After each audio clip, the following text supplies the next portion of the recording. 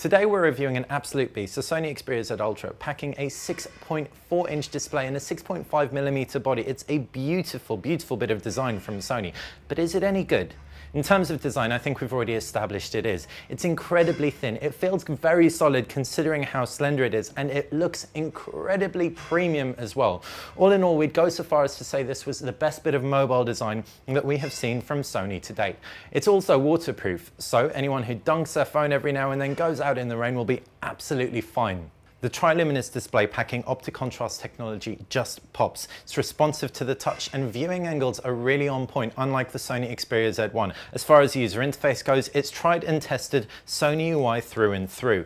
Given the fact you've got a much bigger display, everything looks that little bit more spread out. You've got a little bit more screen real estate to play with, but it's going to be very familiar to anyone coming from an Xperia Z. There are some slight customizations to the applications tray, sure, and there's some cool pencil input that you can use. So you can write, for example, using a pencil and navigate your way throughout the UI with it. It's also loaded up with Sony's multimedia services such as Music and Video Unlimited. These are integrated really tightly into the Walkman and Movies app, so are seamless with the entire user experience.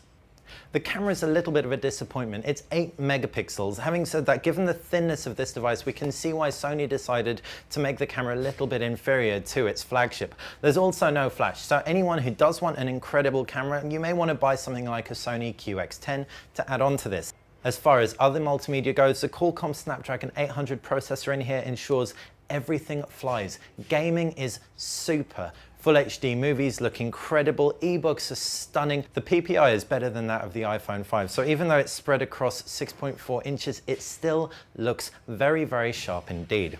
As far as connections go, you've also got NFC as well as LTE, 3G, Wi-Fi, Bluetooth, etc. And if you've got a Sony Bravia TV, this pairs with one-touch mirroring. So you're very well connected out of the box, and with a 3000 milliamp battery, you will get a day's use out of this. The battery life isn't quite as impressive as the Xperia Z1 given the size of the display, but a day's battery life is still ample for most users. So all in all, we're blown away by the Sony Xperia Z Ultra.